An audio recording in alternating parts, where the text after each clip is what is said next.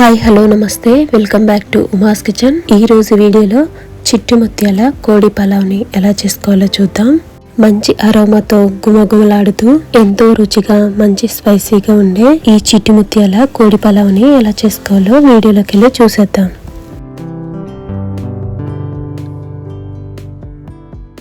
దీనికోసం 1 kg వరకు chicken తీసుకుని శుభ్రంగా కడిగేసిన తర్వాత నీళ్ళేమీ లేకుండా వడకట్టుకోవాలి.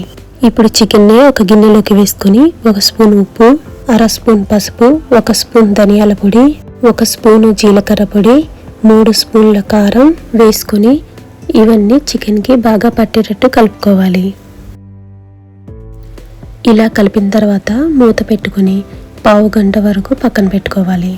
ఇప్పుడు మసాలాలు వేయించుకోవడానికి స్టవ్ మీద ప్యాన్ పెట్టుకుని 3 స్పూన్ల ధనియాలు, 1 స్పూన్ జీలకర్ర, 1 స్పూన్ సోపు, 1/2 స్పూన్ మిరియాలు, 1 జాపత్రి, 1 అనాస పువ్వు, 3 లవంగాలు, 1/2 ఇంచు చెక్క, 2 నల్ల యాలకులు, చిన్న ముక్క జాజికాయ, 5-6 లవంగాలు.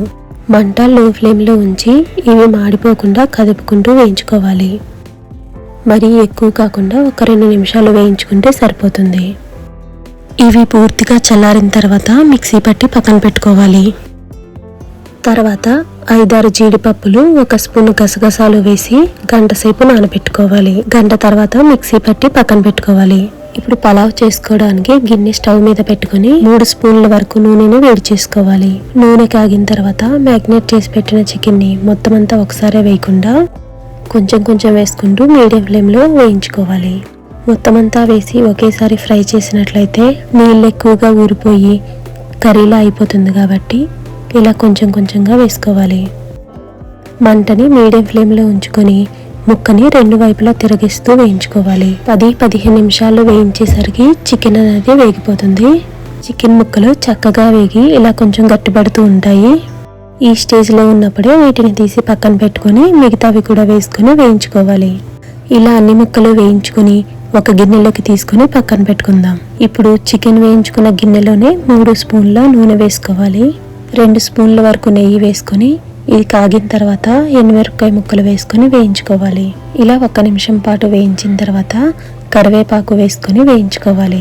తర్వాత 1 మీడియం సైజు ఉల్లిపాయని ఇలా పొడుగు ముక్కలుగా కట్ చేసుకుని వేసుకోవాలి. ఈ ఉల్లిపాయ ముక్కల్ని కొంచెం రంగు మారే వరకు దోరగా వేయించుకోవాలి. తర్వాత సన్నగా కట్ చేసుకున్న పుదీనా, కొత్తిమీర, పచ్చిమిరపకాయ ముక్కలు వేసుకోవాలి. 5-6 పచ్చిమిరపకాయలని ఇలా సన్నగా కట్ చేసుకుని వేసుకోవాలి.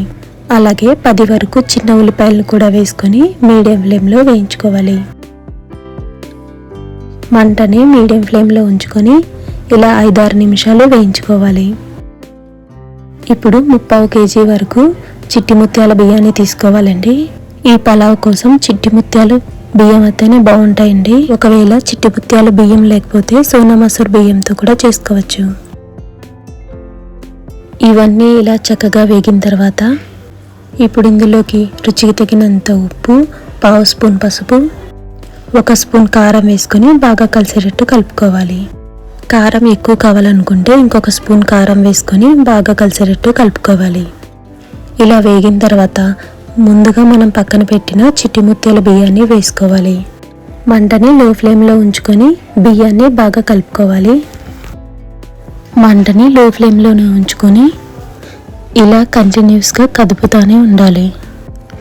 ఇవి ఎంతవరకు వేగాలంటే వీటిలోని పచ్చితనం పోయే వరకు వేయించుకోవాలి. అలాగని మరీ ఎక్కువగా వేయించుకోకూడదు. ఇలా కొద్దిసేపు వేయించిన తర్వాత 2 స్పూన్ల అల్లం వెల్లుల్లి పేస్ట్ వేసుకోవాలి. అలాగే గ్రైండ్ చేసి పెట్టుకున్న మసాలా పొడి కూడా వేసుకోవాలి. మసాలా పొడి ఎక్కువ అవుతుందనుకుంటే కొంచెం తగ్గించి వేసుకోండి. బాగా స్పైసీగా కావాలనుకుంటే మొత్తం వేసేసుకొని ఇలా ఒకసారి బాగా కలిసేటట్టు కలుపుకోవాలి. మనం వేసిన అల్లం వెల్లుల్లి పేస్ట్ పచ్చిదనం పోయే వరకు ఇలా 1 నిమిషం పాటు వేయించుకోవాలి. ఇప్పుడు ఇందులోకి 1 గ్లాసు బియ్యానికి 2 గ్లాసుల నీళ్ళు చొప్పున మొత్తం 6 గ్లాసుల నీళ్లను మరిగించి వేసుకోవాలి. ఇప్పుడు ఒకసారి కలిపేసి మంటని హై ఫ్లేమ్లో పెట్టుకొని ఉడికించుకోవాలి. అలాగే ముందుగా రెడీ చేసి పెట్టుకున్న జీడిపప్పు, గసగసాల పేస్ట్ కూడా వేసుకోవాలి. ఇప్పుడు ఇంకొకసారి మొత్తం బాగా కలిపేసుకొని సాల్ట్ చెక్ చేసుకొని మూత పెట్టి ఉడకనివ్వాలి. అలాగే ఇందులోకి అరచెక్క నిమ్మరసం పిండుకొని రసాన్ని వేసుకోవాలి. మరీ ఎక్కువ కదపకుండా బియ్యం విరిగిపోకుండా మధ్యలో ఒకసారి 2 సార్లు నిదానంగా కదుపుకోవాలి. ఈ బియ్యానికి నీళ్లు సరిపోకపోతే వేడి నీళ్లు మరిగించి వేసుకోవాలి. బియ్యం మరీ బిరుసుగా ఉంటే మరిగించిన 1 గ్లాసు నీళ్లు పోసుకోవాలి. అన్నం విరిగిపోకుండా ఇంకొకసారి నిదానంగా కదుపుకోవాలి. ఇలా కదిపిన తర్వాత వేయించి పెట్టుకున్న చికెన్ ముక్కలు మొత్తం వేసుకోవాలి. ఇలా చికెన్ మొత్తం వేసిన తర్వాత కూడా నిదానంగా కదుపుకోవాలి. ఇలా నిదానంగా కదుపుకుంటే ఈ బియ్యంలో ఉండే మసాలాలన్నీ చికెన్కి కూడా బాగా పడతాయి. ఇక్కడ బియ్యం క్వాలిటీ బట్టి నీళ్ళు ఎక్కువ తక్కువ పట్టచ్చండి. అందుకే ఈ స్టేజ్లో నీళ్లు వేసుకున్నప్పుడు వేడి నీళ్లు మాత్రమే వేసుకోవాలండి. ఇలా పలావ్ దగ్గర పడిన తర్వాత 1 స్పూన్ నెయ్యి వేసుకోవాలి. నేనైతే 1 స్పూన్ వేసుకున్నానండి. మీకు కావాలంటే 2-3 స్పూన్లు వేసుకోవచ్చు. ఈ కోడి పలావ్కి నెయ్యి ఎక్కువ పడుతుంది. తర్వాత ఇలా నిదానంగా మొత్తం కలిసేటట్టు కదుపుకోవాలి. ఇలా పలావ్ దగ్గర పడిన తర్వాత పాత అట్ల పెన మీద స్టవ్ మీద పెట్టుకొని సిమ్లో 10 నిమిషాల వరకు మగ్గించుకోవాలి. 10 నిమిషాల తర్వాత స్టవ్ ఆఫ్ చేసి కొద్దిసేపు అలాగే వదిలేయాలి. గుమగుమలాడుతూ మంచి స్పైసీగా ఉండే బిర్యానీకి ఎటువంటి సైడ్ డిష్ కూడా అవసరం లేదండి. ఈ వీడియో మీకు నచ్చినట్టయితే లైక్ చేయడం మర్చిపోకండి. అలాగే మరిన్ని ఇలాంటి వీడియోస్ కోసం ఉమాస్ కిచెన్ ఛానల్ని సబ్స్క్రైబ్ చేసుకోండి. Thank you.